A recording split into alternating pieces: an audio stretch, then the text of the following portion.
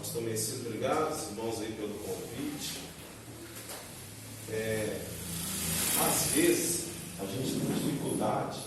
Eu sou um pregador que eu tenho dificuldade de pregar, de ensinar com pessoas conversando, com crianças andando no meio da igreja, gente levantando, me tira minha concentração. Então, assim, eu tenho dificuldade para isso, mas de acordo com o que a gente for falando aqui, pode ser que tenha alguma coisa que de repente surja alguma dúvida. Você tem toda a liberdade para levantar sua mão e fazer a pergunta, porque eu não quero que você saia daqui confundido em nada. Eu quero ser bem simples, naquilo que eu vou falar. Quando eles me fizeram o convite, eu assentei, elaborei, o material que eu tinha, nada da minha cabeça, mas eu li livros, que eu tenho, pesquisei, outros pastores e que tratam desse assunto e tirei algumas anotações. Muitas coisas que eu vou falar aqui não estão na apostila. Quem trouxe papel e caneta? Eu vou falar com você o que eu falo sempre lá na minha igreja. Quando você ouve uma pregação, você consegue guardar 5 a 10% daquilo que você ouve. Isso é comprovado cientificamente. Agora, quando você anota, você consegue reter 30% tranquilamente tudo aquilo que você anota. Eu sou um cara que, tipo assim, a coisa que eu mais gosto, eu já preguei isso na igreja, a coisa que eu mais gosto de fazer lá em casa, nos meus afazeres, ajudando minha esposa, é lavar vasilha. Geralmente é uma das coisas que as pessoas mais odeiam. É o que eu mais gosto de fazer. Sabe por quê? Você tem que aprender a tirar algo bom daquilo que você faz. Por exemplo, eu pego meu celular, de frente para a pia tem um armário. Sabe o que eu faço? Eu coloco o celular assim, ligo no YouTube e fico ouvindo pregação, lavando vasilha. Eu fico lavando vasilha, eu até demoro lá, fico tranquilo, estou lavando vasilha, ouvindo uma pregação. Por que eu estou querendo dizer isso? Eu achei nessa forma uma forma agradável de eu obter conhecimento. Então é o seguinte, eu aprendi que mais vale um lápis na mão e um papel do que uma boa memória. Não adianta você dizer eu tenho uma boa memória. Mais vale um pedaço de papel e um lápis na mão do que uma boa memória.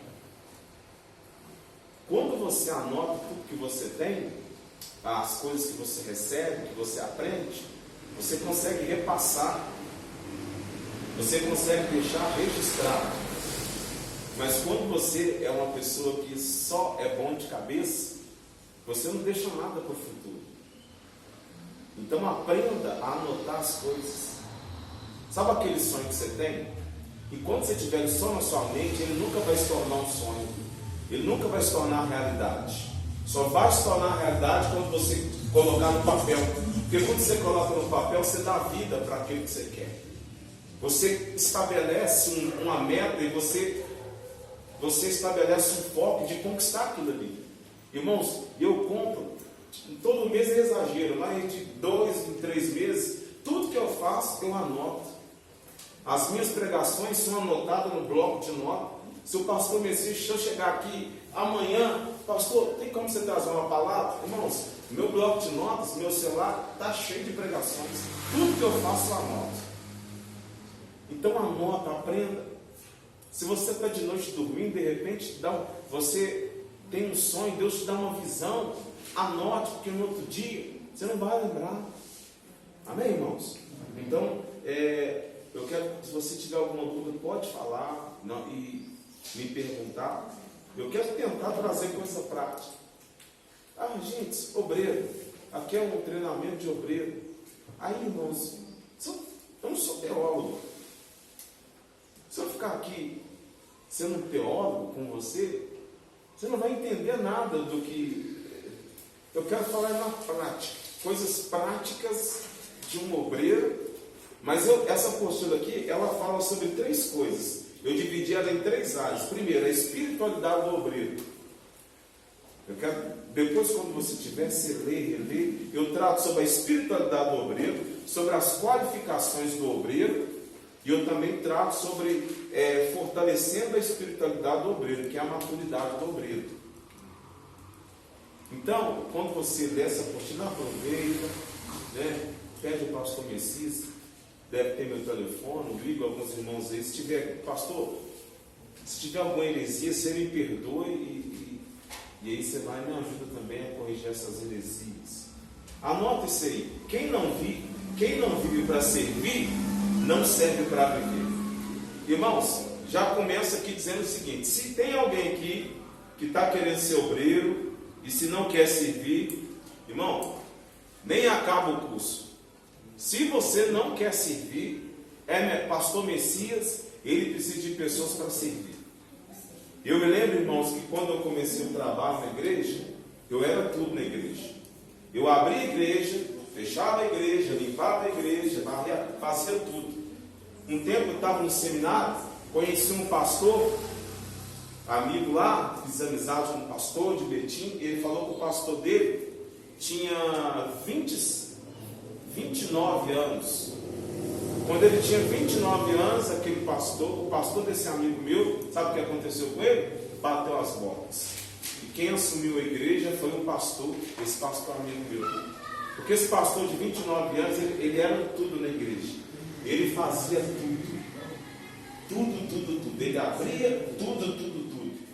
Aí ele não aguentou, irmãos. Então, quando alguém na igreja, se não está disposto a servir, é melhor que essa pessoa nem atente para ser um obreiro. Porque o maior ministério que pode existir na igreja é o ministério de servo. Tem que ser um servo, irmãos. Eu não tenho nenhum problema. Até hoje, a igreja, a gente paga uma pessoa para cuidar da igreja. Quando eu vou na igreja, eu vejo lá a porta da igreja suja, porque suja muito, eu vou lá, enche o balde de água, jogo na porta da igreja. Sabe o que eu faço? Não estou fazendo nada, vou lá na igreja, varro a igreja, passo o pano, lavo o vaso da igreja. Irmãos, eu não tenho problema nenhum com isso, porque a gente tem que ser um servo. Eu ia fazer isso quando eu cheguei aqui, que eu queria fazer um experimento, mas como eu cheguei conversando com alguns irmãos aqui, eu não fiz isso. Eu ia pegar o primeiro irmão que eu visse e falar: seu irmão, tem como você varrer a igreja? Porque nós vamos fazer o curso aqui agora. A igreja está limpa. Eu ia pedir: tem como você varrer? Eu queria ver qual que é a reação da pessoa. Porque tem gente que fala: que é isso, pastor? Eu varrer a igreja? Eu varrer a igreja? A minha posição, nossa, você está doido? Eu não varro a igreja, não. Eu sou pastor, sou presbítero. Irmãos, eu aprendi isso com meu papai na fé. Eu chegava dia de domingo na igreja de manhã cedinho para orar, porque o obreiro tem que orar. Antes de eu ser pastor, eu fui diácono. Eu não fui pastor de casa, eu fui diácono. Se alguém não quer servir, nunca vai poder sentar na cadeira de autoridade. Se alguém não quer servir, não quer ser um servo, nunca vai poder sentar numa cadeira de autoridade. Porque o primeiro passo é você servir, e servir a todos. Meu pai na fé, quando eu chegava, sabe o que ele estava fazendo na porta da igreja? Muitas vezes que eu vi, estava lá varrendo a porta da igreja por causa do lixo. Porque, irmãos, é legal quando um membro chega na igreja no dia do culto, a porta da igreja está tudo limpinho. A igreja não pode estar bonita só por fora, só por dentro, tem que estar legal por fora também. Então, meu querido, se você é um servo, eu não sei como é que você faz quando você chega aqui na igreja na hora do culto. Se você vê um papel de bala, o que você faz? Você pega ou você chuta ele? Eu estou precisando dar um recado lá na minha igreja, lá, porque eu estou observando quando acaba o culto. Tem uns irmãos que estão deixando os copos de água debaixo do banco. Olha aí. Lá na minha igreja, as cadeiras, elas são pretas, elas têm uns furinhos. Eu estou observando que tem gente que está colocando uns papelzinhos de bala assim, está deixando. Fora quando as pessoas não estão colando chiclete debaixo da cadeira. Tem alguém aqui? Diga amém. Aí o pastor entregou, viu, né, pastor? Viu, né? Então eu perguntei, tem alguém aqui? Eu disse que é crente. Tá vendo como é que entrega, né, pastor? Tá bem que você é sincero, né, irmão? Glória a Deus. Oh, glória a Deus. É só para descontrair. Então, irmão, se alguém não quer servir, não deve, essa pessoa não serve nem para viver se não quer servir. Se alguém não quer ser um servo na igreja, né? Tem gente, irmão, que ele não quer servir a igreja. Tem gente que não quer participar da igreja. A pessoa não serve a igreja para nada. Os momentos mais difíceis, irmãos, que eu tive na igreja, no início, foi porque, muitas das vezes, eu não tenho problema nenhum contar isso. Se lá na minha igreja tem um pedreiro, quando eu chamo um pedreiro para fazer alguma coisa, eu pago ele. Ele é irmão da igreja, mas a igreja, se tiver em condição, eu pago. Um eletricista, faz serviço na minha, um pintor, a gente paga. Mas aqui, o pastor ele só quer ver uma coisa. Várias vezes, irmãos, lá na nossa igreja, as paredes assim, são de cerâmica e tudo. Eu lembro que muitas das vezes, quando começou, eu digo isso mais, sei lá, uns 3, 4 anos atrás, o pastor ele tem que ser o primeiro. Eu me lembro que eu já, irmãos me ajudando a fazer um serviço na igreja, eu preocupado com os irmãos, daqui a pouco os irmãos, não, pastor, tem que ir embora. Eu já fiquei na igreja sozinho, limpando a igreja, até 3, 4 horas da manhã. Você está entendendo? O que eu quero dizer com isso? Tem gente que não quer servir a igreja para nada. Pastor, irmãos, vamos dar uma pintura aqui na igreja? Não, pastor, não posso. Aí o pastor vê o irmão está na varanda da casa dele fazendo churrasco, assistindo futebol, mas ele não pode, ele não serve a igreja. Se alguém não quer servir a igreja, que não seja também um obreiro. A diferença daquela pessoa que vem ocasionalmente na igreja, que vem de vez em quando, que não é um membro da igreja, que vem porque ele gosta da igreja, acha a igreja legal, gosta do trabalho da igreja, a diferença de alguém que é membro da igreja é isso. Quem é da igreja participa de tudo. Quem é da igreja se envolve com a igreja.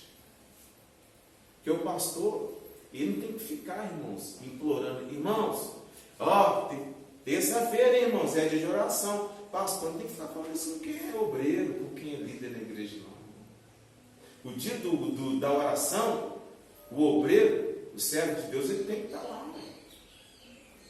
Ele é o braço direito do pastor para tudo. O dia do culto, o pastor não tem que ficar ligando. Irmão, lá na minha igreja, eu envio lá no grupo, lá de vez em quando, eu sou chato com esse trem. Eu não gosto de ficar facilitando tudo, não. Eu não fico colocando, irmão, hoje é de culto, hein? É hoje. Não. Quem sabe da sua responsabilidade, irmão, não precisa ficar sendo avisado, não. Glória a Deus. Dia de culto, o obreiro tem que ir para a igreja, que é o dia de culto. Ele é parte da igreja. Se o pastor não estiver na igreja no dia do culto, é como se uma parte da igreja fosse arrancada. Mas no dia que você não vem também, uma parte da igreja é arrancada. Uma parte do corpo está faltando. Quem está entendendo, irmão? Então, irmãos, olha, quem não vive para servir, não serve para viver. Tem gente que não se envolve com a igreja. Tem gente que não se envolve em nada da igreja. Não participa de nada, não se envolve. Vão no monte? Nunca vai. Tem um evangelismo? Nunca vai. Tem um culto na praça? Não vai. Tem a vigília? Nunca vai. Não se envolve. Quem não se envolve com a igreja não pode ser um obreiro na igreja, na casa de Deus. Então, assim, e não é só se envolver fisicamente. Eu não vou entrar nesses detalhes, porque isso é uma coisa particular de cada igreja.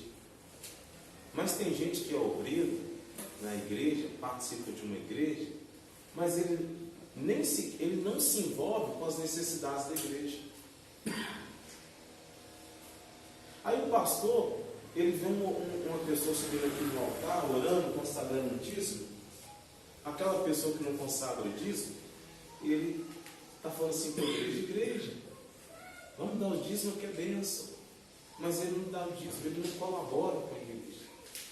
Quando uma pessoa que não contribui está falando sobre isso, sabe para onde que vai aquela palavra dela? Cai no pé dela. Não tem autoridade. Irmão, você que é o que está trabalhando para ser um obreiro, você tem que ter autoridade naquilo que você fala e faz. Aquilo que você ensina as pessoas a ser o correto, você tem que ser o primeiro a fazer. Senão você se torna um fariseu. O fariseu ensinava, mas não praticava. Jesus disse: faça o que ele disser, mas não imite as suas obras. Então tudo aquilo que você, que é um obreiro, quer que as pessoas façam, você também precisa fazer e dar um exemplo. Diga amém, irmão? Amém. Jesus disse que se alguém quer vir após mim, né? Primeiro ele disse aos seus discípulos: se alguém quer vir após mim, negue a si mesmo, toma sua cruz e siga. Amém? Mas eu queria que você abrisse sua Bíblia aqui para a gente tratar de alguns assuntos. Em Atos, no capítulo 6. Atos é Novo Testamento, viu, irmão? Quem escreveu o Atos? Quem sabe, levanta a mão. Glória a Deus. Quem escreveu, irmão? Lucas. Tá bom de Bíblia, pastor. Glória a Deus. Irmãos, mais vale papel e caneta na mão do que o quê? Você lembra que eu falei? Do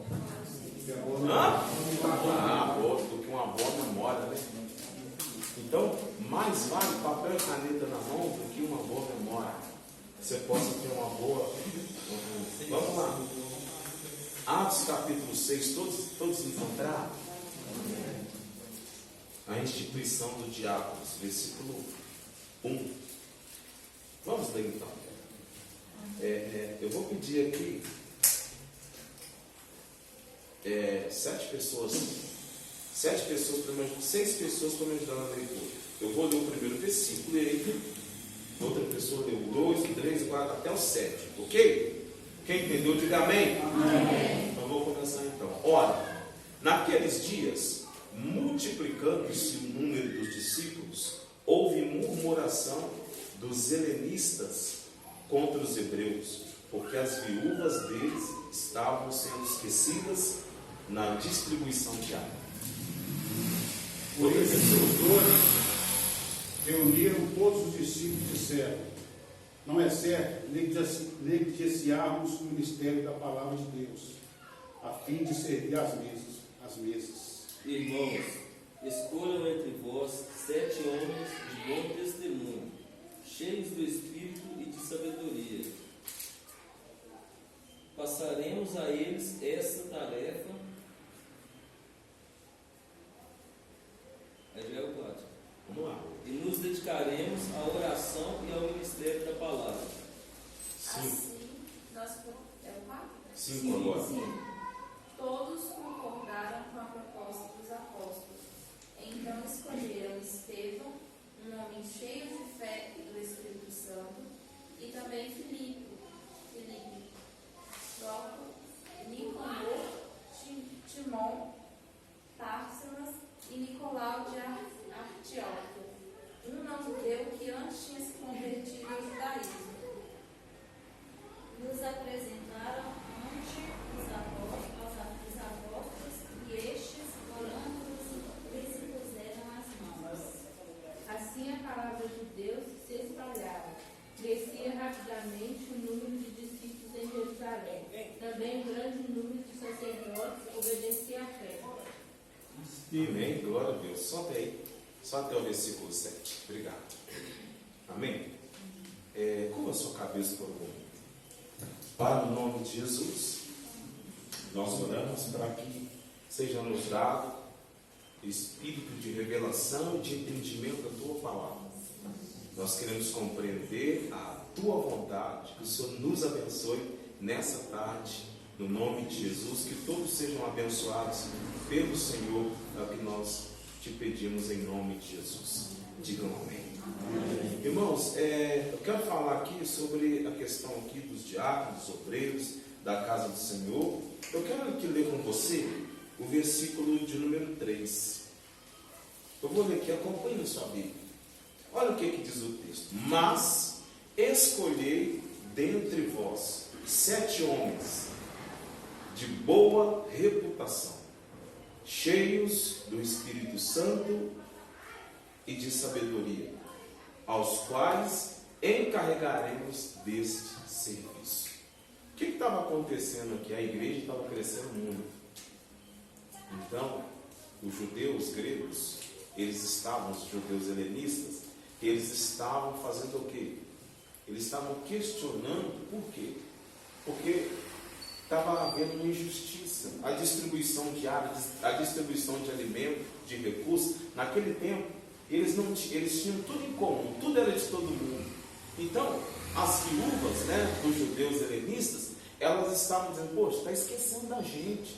Eles não estão sendo justos. Aí eles cobraram dos apóstolos. Aí os apóstolos, o que eles falaram? É o seguinte, fizeram uma reunião, começa daqui, com todos os crentes, e falou assim, ó, é o seguinte, nós não podemos deixar de evangelizar, de anunciar a palavra de Deus, para a gente servir a mesa, para a gente distribuir alimento. Então nós vamos escolher homens. E os homens que eles deveriam escolher, aqui está claramente aqui alguma das qualificações. Fala assim, ó, homens de boa reputação, cheios de espírito e sabedoria. Irmãos, nós precisamos entender uma coisa aqui. A primeira coisa que nós temos que entender, que nós precisamos colocar as pessoas certas no lugar certo. Quando se trata de obreiro, estou vendo muita gente jovem aqui, mas deixa eu te falar uma coisa, irmãos. Eu falo com você que eu já fui pregar em alguns lugares, que do mesmo jeito que você entrava, dá vontade de você ir embora. A recepção é péssima. Os obreiros, eu não estou falando da pessoa, mas a maneira que a pessoa age é péssima. Ela não sabe te receber na porta. Sabe quando você chega numa igreja assim, você vai no outro bairro pregar, você não conhece ninguém, você chega lá, o pastor chega lá. Quando você chega na porta, alguém tem que te receber e falar assim, seja bem-vindo, uma boa noite, um bom dia, te direcionar a um lugar. Tem lugar, meu? Eu lembro uma vez que eu fui aqui dentro do bar, eu entrei na igreja, assim, tinha tanta gente, a igreja estava até cheia. Eu fui entrando assim devagarzinho, olhava para o irmão, não falava nada, olhava, não falava nada. Fui entrando, por Deus do céu, eu parei como se fosse aqui no meio da igreja aqui, fiquei parado assim. Aí o pastor, ô pastor, vem cá, pastor, vem cá. Aí o pastor doidão lá do altar já me chamou, vem cá, você vem. Gente, quando se entra aqui, o obreiro já tem que se posicionar para falar sobre isso. O que o obreiro faz? Porque senão, irmão, eu digo que há muitos anos a minha igreja foi assim, era uma igreja rodoviária. Sabe o que é uma igreja rodoviária? A pessoa entra pela porta da frente e sai pela porta de trás. Eu não sei aqui, pastor Messias, se a sua igreja, ela enfrenta esse problema. Não é o que nenhum pastor quer. O pastor não quer isso. Já aconteceu muito. Sabe o que eu já fiz na minha igreja? Sabe quando que a minha igreja parou de ser igreja rodoviária? Era o seguinte, entrava uma pessoa, era muito bem recepcionada, porque eu dei um curso de recepção